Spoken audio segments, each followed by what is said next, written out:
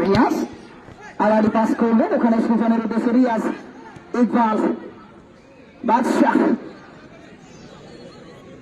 শেষ মুহূর্তে অবশ্য গোলরক্ষক সাইমন ছিলেন প্রস্তুত।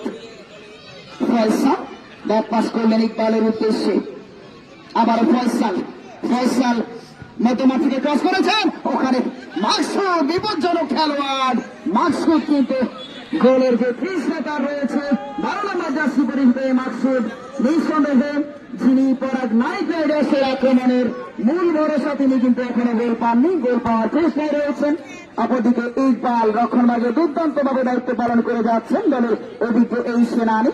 ফয়সাল, মাকসুদ, আব্দুর রহমান, আবার মাকসুদ তাকে দেবেন, ওখানে আব্দুর রহমান, চমৎকার শট, দুর্দান্ত অসাধারণ শট, দুর্দান্ত সেই আব্দুর রহমানের ক্রস থেকে কিন্তু আবার গোল হওয়ার